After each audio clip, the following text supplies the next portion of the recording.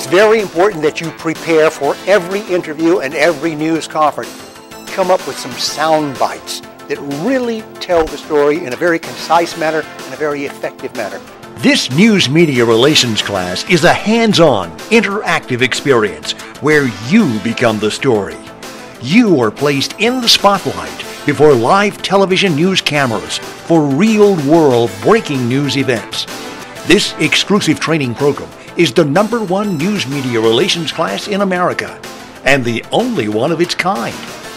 Created and taught by Emmy Award-winning television news journalist Russell Ruffin. This is Russell Ruffin at the White House. Whose reports have been seen on NBC, CNN, Fox News Channel, and the European Broadcast Union. He is also the author of the Media Insider's Public Information Officer Guide for Public Agencies and Media Matters, a critical analysis of the world's major news events and media disasters. Co-instructor Penny Carter is a Telly Award-winning documentary producer.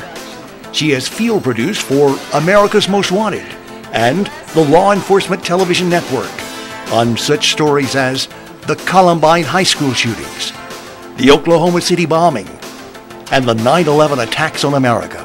Anytime there's a crisis situation, you want to use active words and phrases.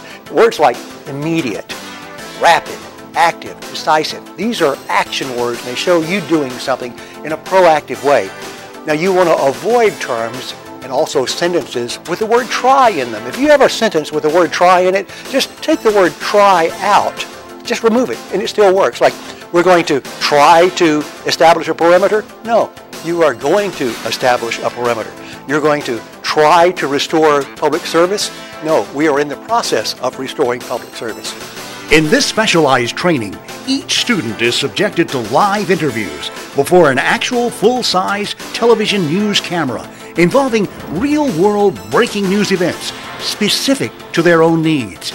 Each participant is given a critique and a DVD video of their on-camera performance. Every student has the opportunity to review their own video and identify positive and negative aspects of their performance. At the same time, other students act as reporters by asking tough, relevant questions of fellow students. This exposes everyone to both the reporter's perspective as well as the agency's perspective. These exercises are invaluable because they prepare students for actual news interviews. Students learn how they can always remain honest with the media without jeopardizing an investigation or endangering the public or members of their own agency. Participants come away with the skills to avoid saying no comment to media questions by employing our exclusive techniques and transitional phrases. It's always going to be your job at a news conference to keep your news conference on track. You can't expect the reporters to keep it on track for you. Now, you can come out there and say, okay, I'm going to talk about our water distribution situation, but that's all I'm going to talk about. I'm not going to talk about anything else. You can say that, and you can hope the reporters keep their questions in that area, but really think about it. The reporter's job is to ask questions, to ask many questions. But you can't just restrict them and tell them they can't ask a certain question. The governor of New Jersey, Chris Christie, has a way of dealing with reporters who ask questions that he considers off topic. Here's an example of what you don't want to do. On Monday, are you going to be addressing the legislature? Did I say on topic? Are you stupid? On topic. On topic. Next question.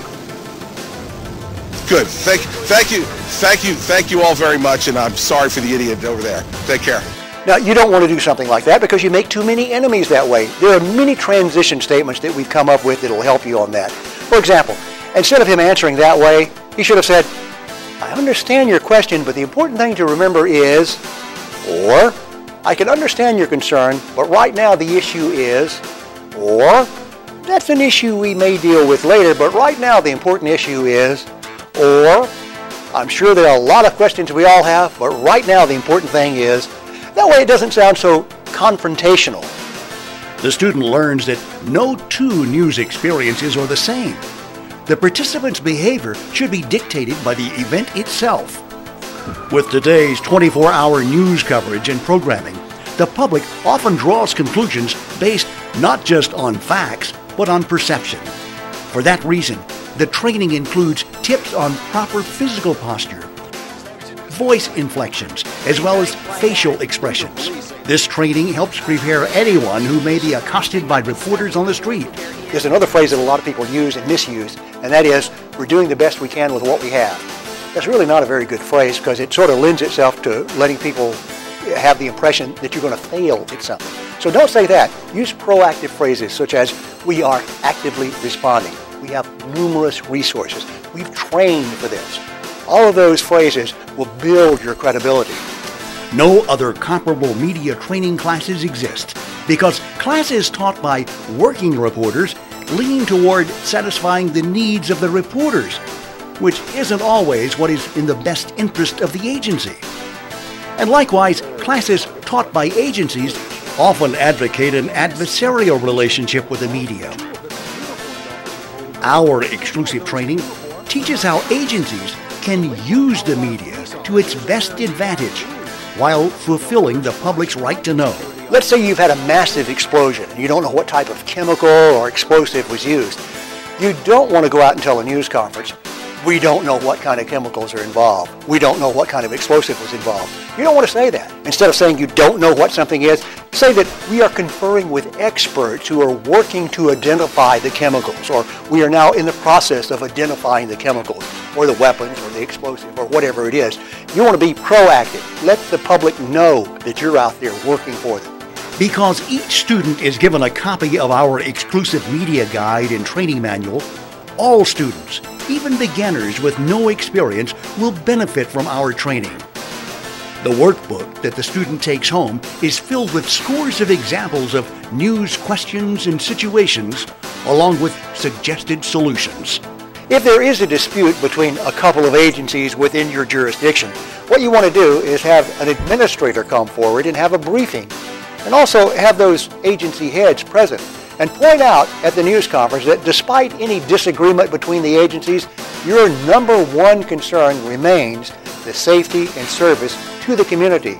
The community comes first, and regardless of any differences, and even while you're working out differences, that's not going to change your goals and your roles. The public comes first, and public safety and public service is our top priority. And you can keep reassuring that to the public. Even if you have a dispute, let the public know they still come first.